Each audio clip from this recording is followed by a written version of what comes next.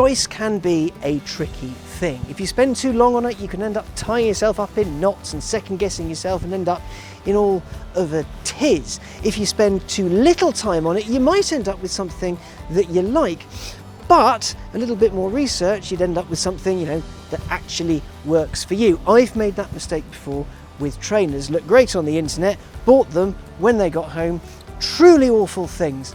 Now, when it comes to choosing the Morgan that's right for you, each one of them is different and might require a little bit of thought, and that is what I am here for today. I'm here to walk, talk, and most importantly, drive you through the range to find the right one for you. Morgan DNA is pretty straightforward. Make it lightweight, build it by hand, keep an eye on the details, and make it fun to drive. That has been the recipe for over a century. Since 1914, every Morgan car has been built here at the company's Pickersleigh Road factory by hand. There aren't machines stamping out bodies. Instead, every stitch, weld, panel, you get the idea, is done here by actual humans.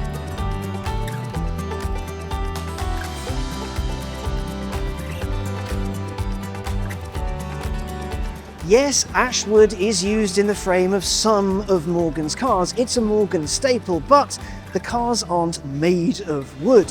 No, the chassis underpinning the Supersport and the Plus 4 is made of nice, hard, not very bendy aluminium, and their bodies are built around an ash frame. Traditional craft is at the heart of Morgan, but that doesn't mean it's standing still. There's something built for the traditionalist, the adventurers, and the modernist. Which is which, and how do you choose the right one for you? Let's go to school. Let's start with the most traditional of the bunch, the Plus 4. It was first launched in 1950, and though the name has been spelt differently over the years, and there have been a few gaps in production, this is Morgan's longest running nameplate. Now, while it might look like the old car, today's car couldn't be a further cry from the one that was launched 75 years ago. Incidentally, this was launched the same year as Charlie Brown & Co. hit the pages with the Peanuts comic strip. Oh, Charlie, you're so silly. The Plus 4 was gently updated in 2024. It may look like a car from the 50s from afar, but look closer and you'll see that appearances can be deceiving. Like every Morgan since the start, the Plus 4 is coach built. Now, coach building isn't the sort of car manufacturing you find everywhere. There aren't any giant machines stamping out bodies at the rate of 1 a second. There aren't any electric conveyor belts or robots painting uniform panels, uniform colours uniformly. See, in the early days of car manufacture, the car's underpinnings, the chassis, the engine, the gearbox, that kind of thing would be sold separately to the body. The body would be built by a coach builder. Now, coach building got its start in, well, building coaches, but not the sort for cars, the sort of coaches that, horses dragged along.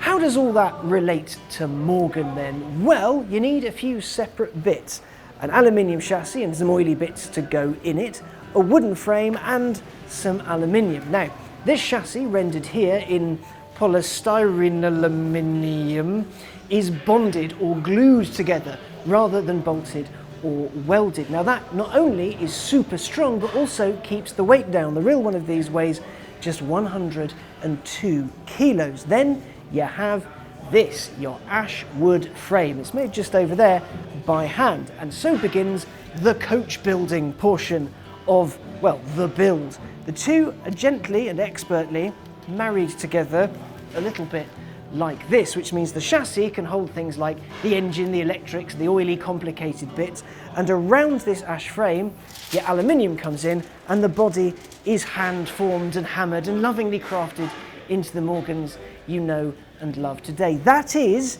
essentially coach building, except what Morgan does here is what it calls 21st century coach building. You've done all right there. Time to apply for a job at the factory. Of course, that's what happens after owners have spec'd their cars. Their motors are built around their tastes, whether they go classic with British racing green over tan, or choose to be visible from space with a fly yellow body, it's all possible. Same goes for the minute details like stitching, carpets and dash materials. The coach builders are there to build your coach.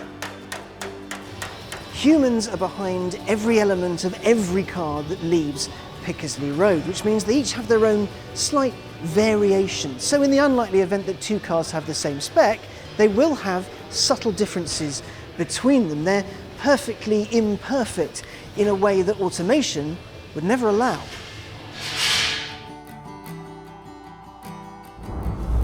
Anyway, back to the Plus 4. Under its pleasingly long bonnet is a 4-cylinder, hence Plus 4, 2-litre turbocharged engine sourced from BMW.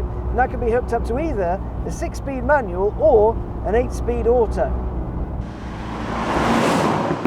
Power for the stick is 255 horsepower and 258 pound-foot, which will get you from 0 to 62 miles an hour in 5.2 seconds and up to 149 miles an hour.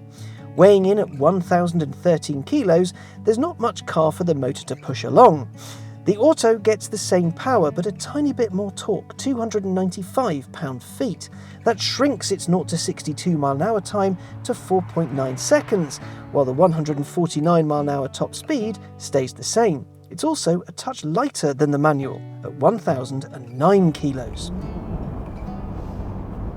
That's the numbers bit, but what's important is how it uses those numbers. You see, the Plus 4 is small and lightweight. Not lightweight compared to the Moon lightweight, but lightweight for a modern car. Now, because of that, you need less power to go at a decent clip. If you add more power, you get more drama. The brakes don't need to be massive because, well, there's less car to stop, and the suspension doesn't need to be hugely chunky because there's less car to suspend. It was made for roads like this. While yes, the Plus 4 comes with a soft top, it's best as an open-top roadster popping around the countryside. Small, light and here to bring joy through performance, materials or the ability to smell what's around you, it's for people who like the feeling of the wind in their hair and taking in the scenery. You hear things, smell things and notice things you might otherwise miss. That said, you can spec a dynamic handling pack to fit nitron dampers to each corner and explore the car with gusto, if the mood takes you. The Plus 4 then is a more relaxed car for a cruise with the occasional burst of energy. If you're feeling a little more adventurous and don't mind the risk of getting rained on, there's a 3-wheeled car that might be just what you're looking for. Morgan started out making 3-wheel cars in 1910, so it has form. Come on!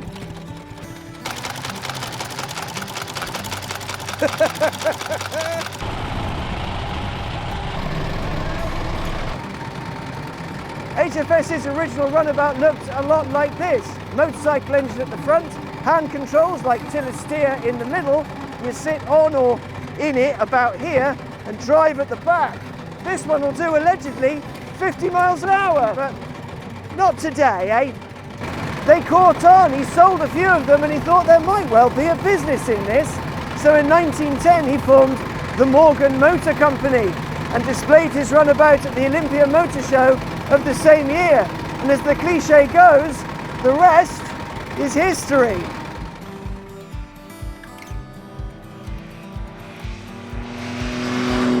The Super 3 is, in a way, the most modern interpretation of HFS's original concept. Of course, modern is a relative term, but the Super 3 gets its inspiration from the jet age and from aero cars, hulking great planes and automobiles that were essentially cockpits strapped to missiles with more than a dollop of design panache thrown at them. Like the original 3-wheeled runabouts, the front wheels are designed to steer with a wheel, not a tiller, while the rear is for drive. The Super 3 has a dinky Ford-sourced 3-cylinder 1.5-litre engine under the hood, and it kicks out 118 brake horsepower and 110 pound-foot. Because it weighs 635 kilos, it'll crack 0 to 62 miles an hour in 7 seconds, and you can hit 130 miles an hour if you're feeling brave. You might have noticed there's no roof or doors or anything by way of weather protection. So what happens if it rains? Well, you get wet. But there is a heater to keep your tootsies warm in the cold, and there's a seat heater for bum warmage. You might also think there's not much by way of, luggage storage or anything like that. Actually, there is a storage space under the driver's seat. There's a bungee pocket here, a bungee pocket here. There's a 90-litre boot above and around the rear wheel under here. There's an optional luggage rack, and thanks to these clips or bungee cords on the side blades, you can strap your bags or your tents or whatever you want to the side of the car. Who needs internal luggage space? The Super 3 is something to customise for what you want it to be. If the cafe racer life takes your fancy, you can go without a screen and hunker down as you drive along. If you want a tourer, you can strap yourself into a car covered in bags and go on a big old adventure. No matter what you want, you can build your perfect Super 3 and hit the world running. Now, Eni Morgan is an event, but the Super 3 is a little bit different. It does like to be pushed, and of course the more you push it, the louder it gets, especially if you've got a sports exhaust fitted right behind your ear. If you are a certified noise enjoyer, that will put a big grin on your face and on the faces of any other people who like a tuneful pipe in the near vicinity. Now, driving it through the city, it is something of a head turner, especially in this kind of quite bright turquoise, very exciting colour. Now, filling it up though, well, it takes about half an hour. It takes 2 minutes to brim it and then pay, and the rest of the time you'll be fielding questions from lots of new friends who want to know everything about it. You too, guys. In the city as well, there'll also be a lot of pictures. This is not a car for the shy at all. No shy people. As you can see, this thing is less amble in the countryside and more take on the world and have lots of fun and be flamboyant. Adventurers, this one is definitely for you, but that just leaves us one more Morgan. Mixing the silhouette of the Plus 4 and the futurism of the Super 3. The flagship Supersport, it's a little bit different.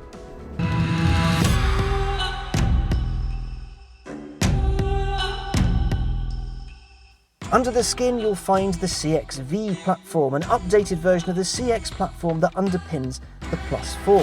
Lots and lots and lots has been done to make the Supersport stronger, quicker and more capable than anything Morgan's made before. Twin that with a sub 1,100 kilo weight and a 3-litre 335 brake horsepower, 395 pound-foot turbocharged BMW motor sending power to the rear wheels via an 8-speed ZF gearbox, and things start to look a little spicy. It comes with suspension designed for pace as standard, but a dynamic handling pack gives you more choice to tune your ride to your preference. And let's not forget, you can have it with a limited slip differential as well. Being the flagship of the lineup, Morgan wanted to make the Supersport a little bit more exciting than the norm. It's light and comes with plenty of power. 0 to 62 takes 3.9 seconds and it'll top out at 166 miles an hour. Now that's more than adequate for, well, most people. I think you'll agree. You can't accuse any of the former Morgan flagships of lacking on the performance front. However, when it came to Supersport, the bigwigs at Morgan, the clever people, the ones with corner offices, they wanted to build a car that was dynamically a whole new level compared to what's been before. Now the looks. It keeps the hallmark Morgan shape, but here it's more modern. There are technical elements to the design that over 115 years ago wouldn't even have been dreamed of. Take a look at the sills, the splitter and diffuser, and the bottom of the car. It looks as though the bodywork's floating. In here there's a Sennheiser sound system so you can listen to your concerto of choice as you travel up the highways and byways of whichever country you happen to be in. There's for the first time a phone holder so you can use your own phone as your nav screen, and there's Bluetooth calling so you ring your mates and tell them how much fun you're having. Now this is a thoroughly modern Morgan, but it's still a Morgan. Today's flagship comes with a boot. You can fit a bag or two in there, or the window panels. You do get a nice glimpse of ash wood in the frame there too, so when a tedious person asks, does it have a wooden chassis? You can show them that and say, no. The Supersport isn't designed for a Sunday pootle to the shops. No, it's designed for driving with a capital D. It comes with power, it's lightweight, it's made for fun, for enjoying yourself, going on big adventures, and also to stand out in an increasingly grey world.